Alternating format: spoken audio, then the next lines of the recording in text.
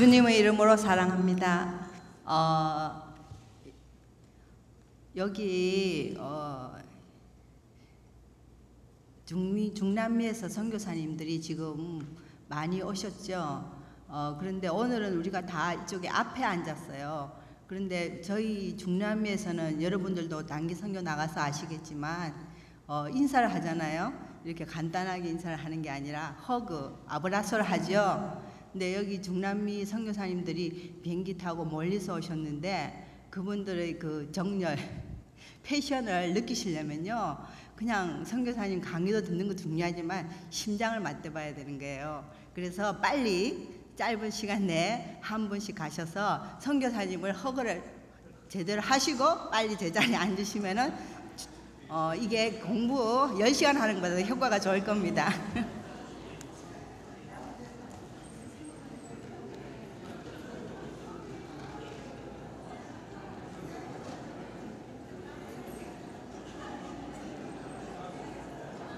자, 한 분만 하시고.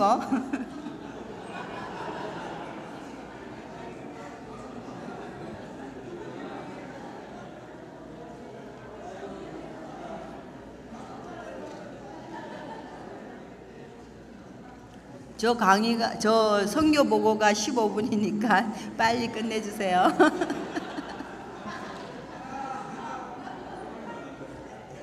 감사합니다. 이렇게 선교사님들을 감사합니다.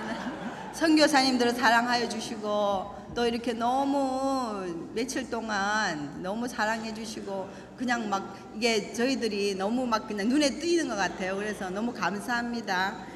제가 잠깐 선교 보고 간증을 하겠습니다. 저는 페루에서 김명수 목사와 함께 사역하고 있는 의료선교사 오지업입니다.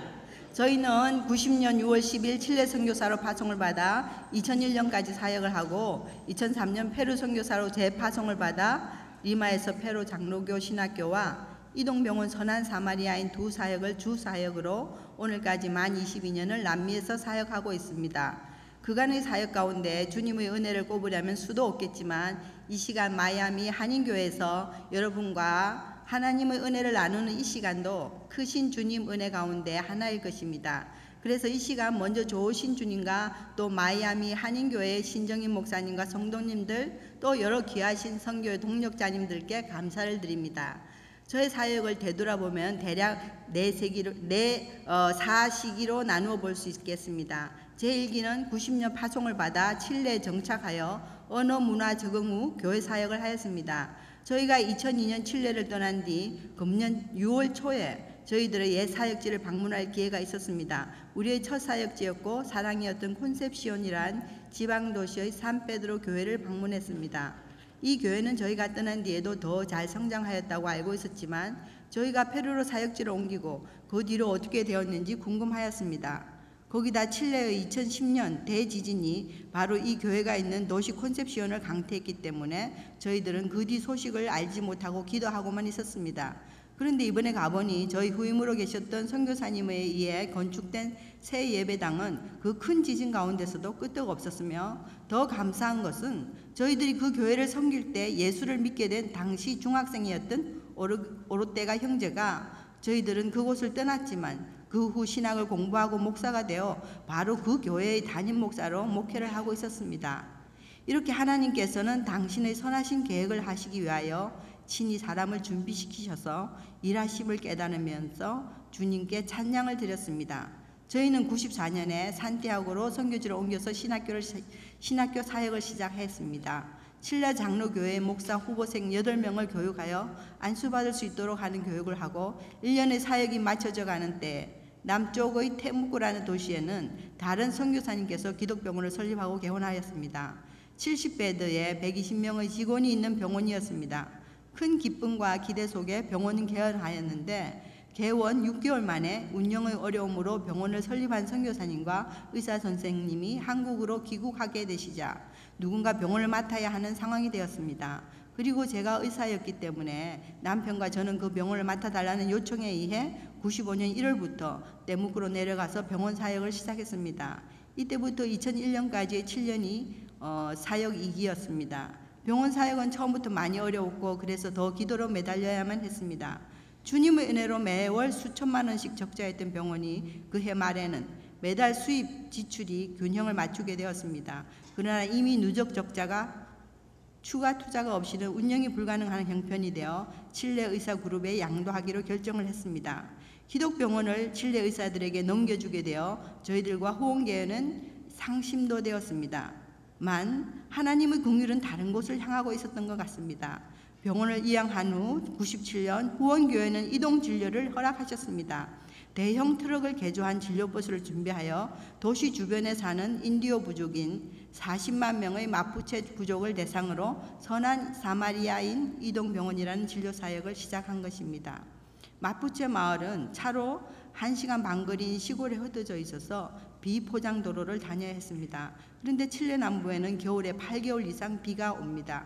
저는 비 오는 날씨를 좋아했습니다만 8개월 이상 비가 오는 비포장 도로에서 의약품을 실은 무거운 큰 버스는 자주 진창에 빠지곤 했습니다. 이렇게 차가 진창에 빠져서 나올 수가 없으면 근처의 트랙터로 심지어는 둘씩 머리를 묶은 소 4마리가 끌어서 진료버스를 끌어낸 적도 여러 번 있었습니다. 마푸체 환자들은 한 달에 한 번쯤 방문하는 저희들의 진료를 받기 위해 보통 2km에서 4km 이상을 새벽부터 걸어서 옵니다. 늦게 도착하면 진료를 못 받을 수도 있기 때문입니다. 어떤 분은 그래도 처음으로 의사에게 진료를 받는다고 새벽부터 모욕하고 나섰는데 밤새 갑자기 온 비로 불어난 냇물을 건너다 넘어져 온몸이 젖은 채 진료버스에 올라오야만 했습니다. 이분들은 정도 많으신 시골 분들이어서 집에서 수확한 과일, 삶은 계란, 흙에다 구운 빵들을 수건에 정성 들여 싸오시곤 했습니다. 그분들이 가져온 것은 이미 다 식었지만 고마워하는 마음이 담긴 따끈한 사랑을 받고 오곤 했습니다. 이동 진료가 계속 진행이 되면서 치과 차량을 통한 치과 진료, 안데스 산맥의 고지대 진료, 배를 타고 섬마을로 진료도 나가고 나아가 독일 간호선교사의 협조로 농촌 마을 건강요원 양성 마푸체 교회 지도자 교육 등으로 확장하고 또 여러 교단 교회의 자원봉사자들까지 같이 한 이동병원 사역은 저에게는 하나님의 은혜가 차고 넘치는 감사의 사역이었습니다.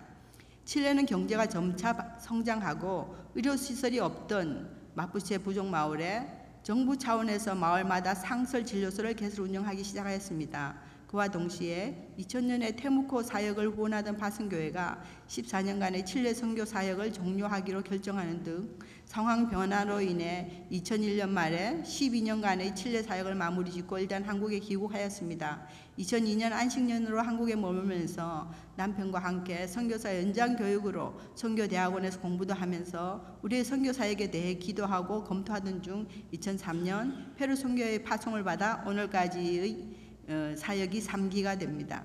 남편은 리마에서 페루 장로교 신학교를 설립하여 페루 교회의 목회자를 양성하는 사역을 감당하고 있습니다. 현재 목회학과와 교역자 재교육과정 2개의 과정을 운영 중입니다. 그간 이 2과정을 수료하신 분이 35분이며 금년 현재 목회학과에 30명, 교역자 재교육과정에 50명 등 총 80여 명이 재학 중에 있습니다. 한편 저의 의료 진료는 칠레에서 사역하던 진료 차량을 페루로 가져와서 사역을 계속하였습니다. 진료 차량의 페루 반입을 위해 버스는 적십자에 기증을 하되 주중에는 우리가 사용하고 주말에는 적십자사가 사용한다는 의료사역 협력 협정을 페루 적십자사와 맺었고 차량을 가져와서 사역을 시작하였습니다. 바뀐 점이라면 진료 대상이 마푸체 인디오 부족에서 대도시 리마의 외곽에 거주하는 도시 빈민으로 바뀐 것입니다. 리마에서의 도시 빈민들을 위한 의료사역은 처음에는 많이 긴장되었습니다. 먼저 의료 협정을 하였지만 진료차의 번호판을 아직 받지 못한 상태였고 치안이 안 좋다는 소문이 있었던지라 버스를 칠레에서 가지고 오면서 유리창마다 창살을 다는 등 준비를 했지만 걱정도 많이 되었습니다. 그러나 아침에 진료 나가려고 보니 자동차 모터를 밤손님이 떼어가버린 일 한 번 외에는 경찰도 도둑도 얼씬하지 않았습니다. 또 리마 빈민들을 생각하시는 주님의 긍휼은 커서 벌써 자원봉사자들을 준비해놓고 계셨습니다. 진료를 시작하면서 페루 교회를 대상으로 자원봉사자를 모집하고 모임을 가졌는데 어떤 분은 버스 운전으로 봉사하시겠다고 하시면서 첫날부터 그 높은 버스 지붕까지 올라가셔서 차를 싣더니 오랫동안 운전으로 봉사하셨고, 군인병원에 근무하셨던 한 간호사는 저희들이 이동 진료를 나가기 시작한 날부터 1년간을 성실하게 무료로 봉사해 주셨는데, 이동 진료를 더운 여름에 잠깐 사역을 중단했다가 다시 연락을 하니 어디로 가셨는지 알 길이 없었습니다. 그분이 다녔던 교회에 부탁을 해봤지만 알 길이 없었는데, 이 모든 분들은 우리가 수도 리마에서 빈민 진료를 처음 시작할 때 주님께서 보내신 천사였다고 고백합니다. 칠레에서 푸른 들판을 지나 마푸체 마을로 다니던 것과는 달리 모래 언덕에 지은 판잣집들을 오르내리며 이제는 차가 모래에 빠질까 고민하며, 겨울에는 6개월 동안 비도 안 오고 해도 얼굴을 잘 내밀지 않는 회색빛 리마 외곽을 다니며 진료 봉사를 하였습니다. 그러나 보람은 많았습니다. 리마 사람들이 대부분 각박하고 쫓기는 삶을 살고 있지만, 좋은 교역자와 잘 준비된 교회들은 우리의 진료 방문 시 환자 가족들을 전도하고 교제하고 섬기면서 주민들 사이에서 섬기는 교회라는 좋은 이미지를 남기고 전도하며 성장하는 것을 볼 때 주님의 리마 빈민들을 위한 주님의 긍휼을 인하여 찬양을 드립니다. 또 2007년 페루 친차 피스코 지역의 대지진 때는 적십자사의 일원으로 구호 진료를 나가서 지진 후에 집을 잃고 천막을 사는 분에게 진료를 통해 주님 사랑을 나누기도 하였습니다. 이제 리마 사역도 9년을 하였습니다. 그간 진료 차량도 15년이 되어 노후하였고, 그래서 적십자사의 다른 앰뷸런스로 진료하다가 그나마도 어려워서 금년에는 승용차로 진료를 나갔는데, 승용차에는 가져갈 수 있는 장비와 약품이 너무 제한되어서 산부인과 진료밖에 할 수 없었습니다. 더욱 페루 경제의 성장으로 인해 리마 시민들의 삶의 수준과 진료 수준이 높아져서 이제는 더 나은 진료 환경과 전문화된 진료를 제공해야만 하는 상황이 되었습니다. 한편 페루 장로교 신학교는 리마 중심지에 있습니다. 그런데 학교가 성장하면서 특히 앞으로 이 신학교가 대학 인가를 받고 다른 여러 학과를 증설하려면 더 큰 캠퍼스를 준비해야 하는데, 리마 중심지에서는 불가능하므로 리마 외곽에서 땅을 찾다가 만난 레따말이라는 계곡이 있습니다. 이 계곡은 리마 시내이면서도 개발이 안 된 지역인데 이제 주택단지가 들어서서 대지를 분양하고 있으며 현재 인구는 12,000명 가량이나 10년 이내에 10만 명이 거주할 것으로 예상되는 지역입니다. 이 계곡의 야산 20만 평을 전유하고자 기도하면서 주택단지 안에 5개 택지 약 180평을 구입하고 현재 교회를 건축 중입니다.